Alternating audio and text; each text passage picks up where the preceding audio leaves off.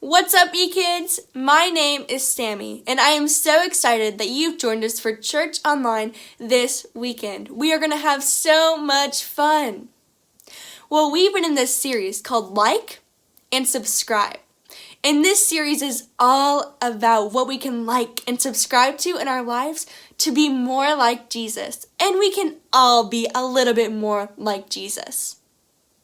So today, we're going to be talking about obedience and what that means and how important that is. Our series verse comes from Proverbs 4:23, and it says, "Guard your heart above all else, for it determines the course of your life." And then our one thing for today is being obedient has good outcomes. Can you say that with me? Say, being obedient has good outcomes. Awesome. Well, one of my favorite things in the world is to hang out with you guys. But my second favorite thing in the world is to worship. I love it. So this weekend, we get to sing with our main Elevate worship experience, and I am so excited.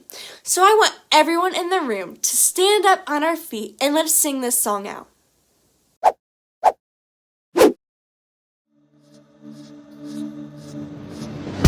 What is up, Elevate Church? Man, we are so excited that you have decided to join us online where you're at. Come on, one of our core values is all about having fun, because we serve a God of joy. Come on, we're gonna sing. I was buried beneath my shame. Who could carry that kind of weight? It was my turn till I met you. Hey. I was breathing but not alive. All my failures I've tried to hide. It was my turn till I met you. Hey, you called my name and I ran out of that grave, out of the darkness into your glorious day. You called my name.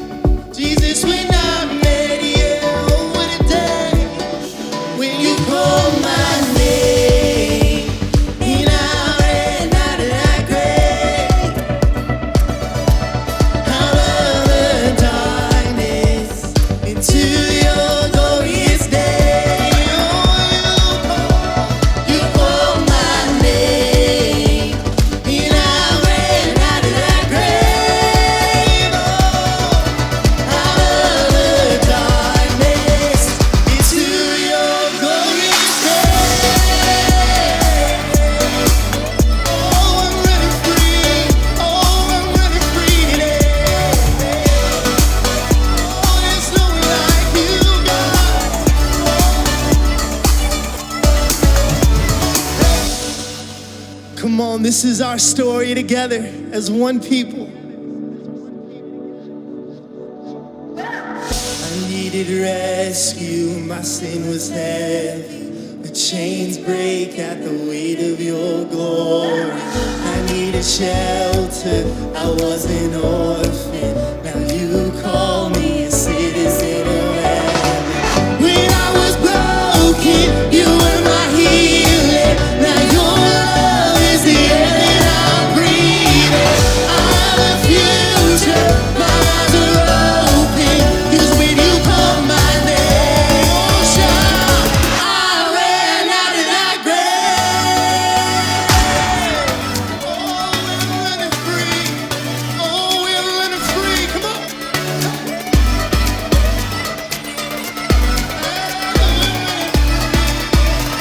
All right, come on, where you at? Just dance. Oh, there's joy and freedom. There's joy and freedom.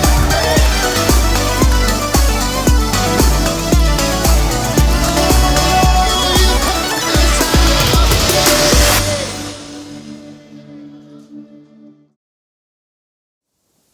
What a great song! Well, we're going to transition into our story for today. This is a great story about these people who were put to the ultimate patience and obedience test through God. After God brought the Israelites out of Egypt, God invited Moses to join him on top of a nearby mountain so they could talk. So Moses left and went to talk to God. The Israelites waited and waited until they felt like they had waited long enough. They found Moses' brother Aaron and said they were tired of waiting for Moses, and they were tired of waiting for God. They told Aaron to make them new gods. So Aaron asked them to take off their gold jewelry and give it to him.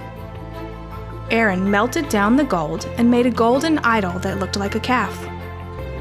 Aaron presented the idol to the Israelites and told them to worship it instead of God. The Israelites offered their sacrifices to their new gods because they were tired of waiting for Moses and they were tired of waiting for God. Meanwhile, up on the mountain, the Lord was giving instructions on how to live. But he knew what was happening down below. God told Moses, "Go down to the Israelites. They have forgotten that I brought them out of Egypt. They are worshiping an idol made in the shape of a calf." The Lord was angry and wanted to punish the Israelites, but Moses stood up for them. Please, don't be angry. They are making a bad choice. Let me talk to them.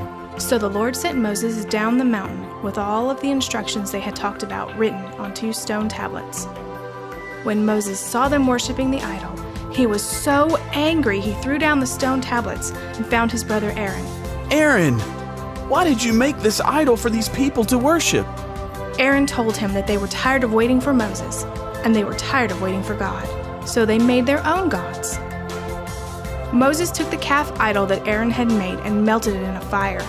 Then he reminded the Israelites, It wasn't a calf that brought you out of Egypt. It was God. He is the only one that deserves your worship. Moses went back to the mountaintop to ask God to forgive them for their foolish worship. What I love about that story is how these Israelites were transformed and taught a lesson on why it's so important to be obedient towards God and to wait patiently. So, this story started out when God called Moses up the mountain. After a few days, the Israelites on the ground got really impatient and they asked Aaron to make them a different god to worship.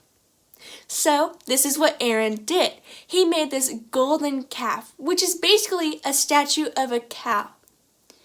And the Israelites started to worship this golden calf. They started to give their offerings to it instead of God.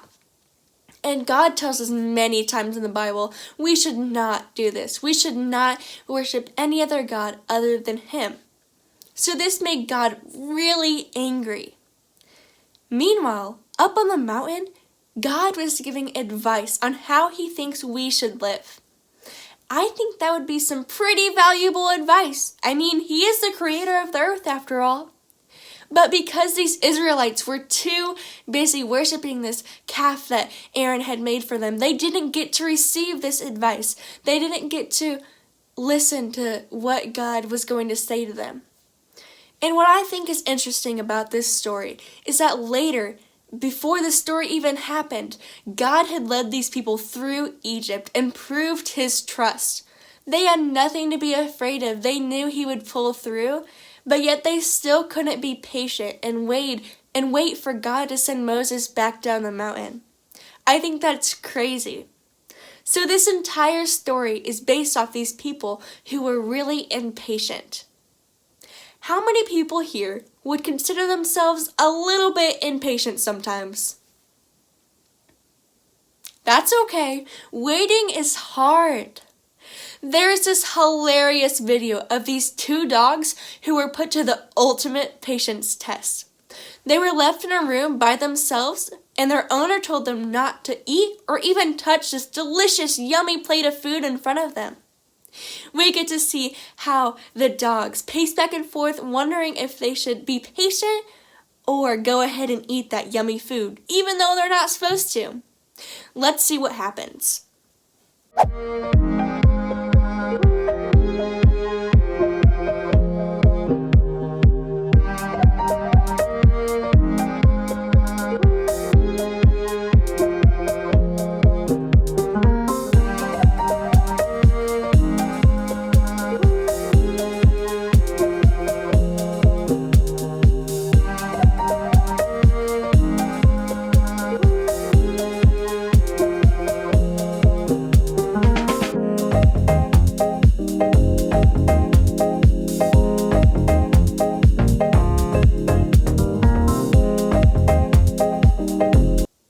Before we finish this video, I want to see what you guys think will happen next. So raise your hand if you think the dogs will eat the chicken before their owner comes back, even though they're not supposed to. Alright, hands down. Now raise your hand if you think the dogs will be patient and wait for their owner to come back. Hands down. Alright, let's see if you're right.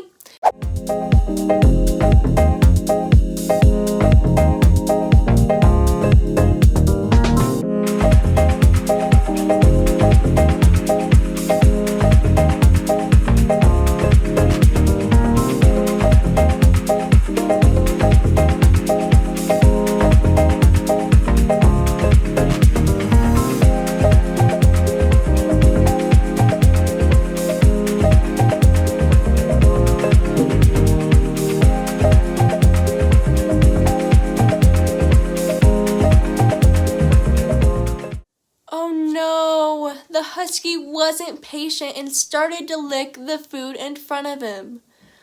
This video started out with these two dogs who were left in a room by themselves, and beforehand, their owner told them not to touch the food in front of them. So, we get to see these dogs' thought process as they pace back and forth and look away from it to avoid the temptation. And near the end, one of the dogs, the husky, ended up licking the food even though he wasn't supposed to. When the owner came back, the dog got in trouble and he didn't get to actually eat the chicken. But the dog who obeyed and listened to its owner got to actually eat the chicken rather than just getting a few licks. So because this dog was patient, and because this dog listened to its owner, the golden retriever got to actually eat the chicken without having any guilt. So there are two things I want to talk to you guys about in this video. And the first one is because the golden retriever, this dog was obedient and patient, like I just said, he got the good outcome. And if you remember our one thing for today, it was that being obedient has good outcomes. So we saw that in this video that we just watched. We saw that because this dog was obedient, because he was patient, he got the better outcome. He got to eat the chicken. And I think, whenever I think back to the story we watched right before this message, we watched how the Israelites were worshiping this golden calf, and we got to see how much they regretted it. And I think this husky in this video regretted his actions so much because he didn't get to eat the chicken. He only got a few licks. So, in our Bible story, what do you think could have happened if the Israelites would have just waited? If they would have waited for God to send Moses back down the mountain? They would have gotten the good outcome, right? They could have gotten this marvelous advice on how to live by the creator of the universe. So I was thinking on this, and those Israelites must have been so bummed that they didn't get this advice. Just like that husky was so bummed that he didn't get to actually eat the chicken. So put yourself in our Bible story today. Put yourself in your regular day attire. Put yourself in your regular day schedule. What would happen if we were just a little bit more patient and obedient towards everyone around us? We would get a better outcome, right? We would have better things going on in our life. So I want you to think of something today. What can I be more patient on? What can I say, hey, I know God will pull through on this. I just have to be obedient, and I have to be patient and know that He's got this. And the second thing I want to talk to you guys about today is that only one dog was obedient, right? Only one dog didn't eat the chicken while their owner was gone. So I think this must have been really hard. And we see how this golden retriever was just looking away, avoiding the temptation because it was just too much. So how many of us have seen someone do something in our lives that maybe were bad or disrespectful, and we wanted to do the same thing? It can be so tempting. And I think what we need to do is just look away and look straight to Jesus, just like that golden retriever did in our video. He looked away, avoiding all this temptation, avoiding all those bad choices. He looked away and he looked towards Jesus. He made the right choice, and that's why he got the better outcome. And I think this is crazy because we know if we look to Jesus, we'll get the better outcome. We've seen that in both of our stories today. But why is it still so hard to do that? Why is it still so hard to avoid this temptation? And I think what it is that we see other people's temporary happiness, and we think this is the most necessary thing in the world. We think we need this to survive. But the thing about this temporary happiness is it is, in fact, just temporary. Temporary happiness doesn't last forever. But whenever we look to Jesus, it lasts eternally. We make good choices. It lasts our entire lifetime. So whenever you're stumbled up and you're like, oh, I just want this happiness. Look at this other person. They have this temporary happiness and I want that. And whenever we're thinking about that, whenever we're so tempted, we have to remember that temporary happiness is only temporary. We want eternal happiness. At least that's what I want for my life. I want eternal happiness. I don't want these just little short, once in a while spurts of this happiness. So we saw two stories. We saw one of dogs and we saw one of a Bible story. So how does this affect my life? I was thinking of a few examples, and maybe you're with your friend at school and you're in this really hard class. You have a super hard test coming up and you don't know how you're going to pass it. You're super nervous and you were talking to your friend about this. And your friend suggests that you should cheat on the test. Now, you know this is not good. You know this isn't what your teachers and your parents and God wants for you. But it almost seems like the necessary thing to do. It almost seems like if I don't have this, I can't pass the class. So this is what I have to do.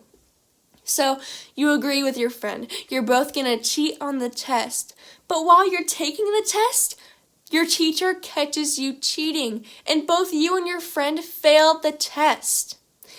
You look back on it and you just wonder, why did I do that? I knew that wasn't right. I should have stuck to my gut.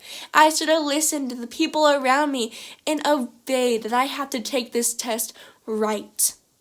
So now you can't go back in time and you just wish that you didn't cheat on that test. Or maybe you just met this new friend at school and he seems like a really nice person. And you run home to your parents and you're like, I just met this new person. He seems so nice and I'm so excited to be best friends with him. You tell your parents all about this person and they kind of have a weird vibe. They kind of really don't know if this is the right person for you to be around. They don't know if this person is bringing you towards Jesus. But you say, whatever, you don't know anything. And you go back to school and you start being best friends with this person. But later down the road, you start to realize, man, this person is not a good person. Maybe they hurt you and it hurts so much, and you just look back on it and you're like, why didn't I listen to my parents? Why didn't I follow their advice and obey them? I wish I wasn't friends with them. And you can't just rewind time. It seemed like the necessary thing to do in the time being, but whenever we look at this eternal happiness, what we could have had, what were the other friendships you could have had if you just weren't friends with that one person? If only you obeyed your mom and dad, it could have been so much better. So I just want to say, next time you're tempted to take these short spurts of temporary happiness, you just have to remember that eternal happiness is so much better. Remember, whenever something's troubling you or tempting you, just look away and look towards Jesus. Can you do that with me? Say, look away and look towards Jesus. Awesome. But maybe you're here today and you don't even know God. You don't really know how to be obedient or trust Him if you don't really even know Him. Well, I have some really good news for you. It's the best news you will ever receive, so make sure we're listening really closely. The good news is God sent His only Son, Jesus, to die for you. To die for you, and to die for me, and to die for everybody in this house and everybody that you know. That's how much He loves you. He loves you so much, and He wants you to be in His family. There was a party in heaven each time someone new joins His family. So if you're ready to make that step today and say, I want to know God more, and I want to be a part of His family eternally, I'm going to say a prayer. And if you're ready to make this decision today, I want you to join me. Let's pray. Dear Heavenly Father, I just want to pray over all of these eKids watching this experience right now. I want to pray if they are ready to make this decision to be a part of your family. I want you to welcome them with open arms so they can feel so loved. I pray that they can have the right hope and the right spirit to join your family today if they're ready. In your name we pray. Amen. Well, I had so much fun this weekend, and we're going to be back next weekend, continuing our series called Like and Subscribe. So this week, I challenge you to be obedient to the people around you. Be obedient to your guardians, be obedient to God and your teachers and your friends. That's my challenge for you. So I had so much fun hanging out with you guys, and I can't wait to see you again. See you guys later.